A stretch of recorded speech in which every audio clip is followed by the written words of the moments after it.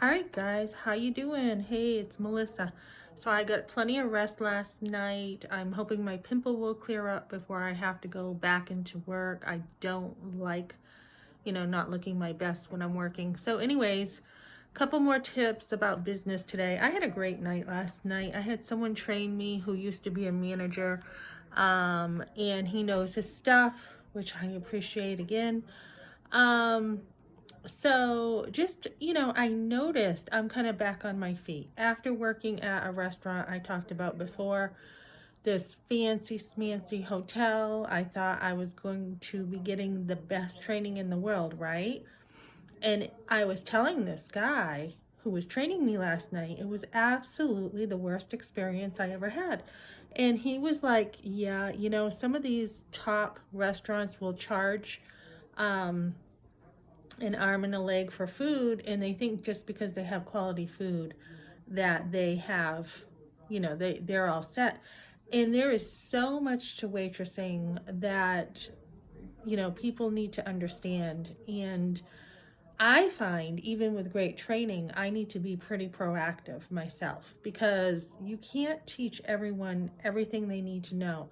I don't know why companies don't have like this app I saw, because if they go on the app, they track what you know, what you don't know. It saves management a bunch of time and money to have people go on this app.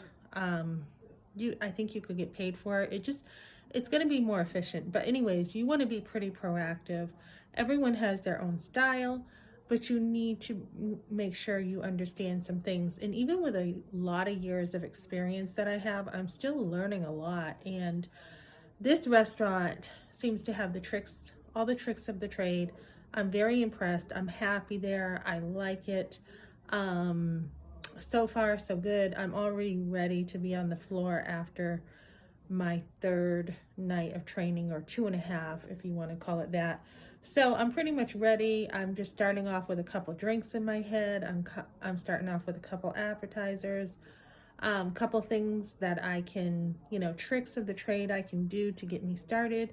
I'm feeling a little more comfortable with the tables again last night. After my bad experience, it was great to just be restored again and be telling this man, this is what happened here and this is what happened here. And he's like, yeah, no, we don't do it like that. Like you couldn't communicate. You couldn't say, I don't really know this dish without getting a scowl.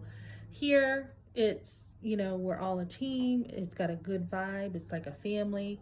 You don't know something, just ask.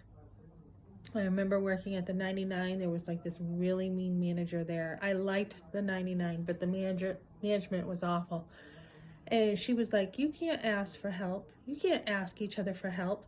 And I'm like, that's how we learn, And she was just, yeah, I didn't care for the management there. But when I worked at Carrabba's, we had like 5 days of training. So this, it was like kitchen safety, chemicals, da da da da da. I got like 100 on most of it.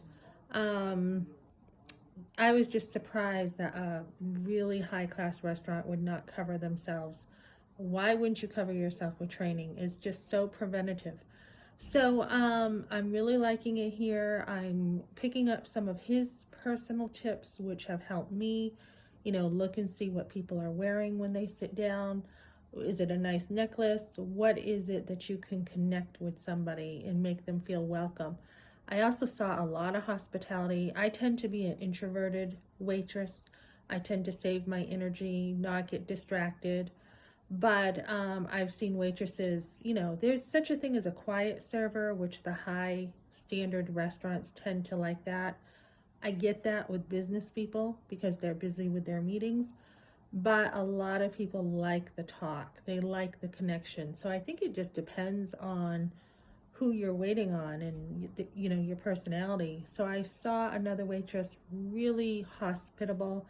I tend to be like, thank you, here's your check, thank you for visiting us.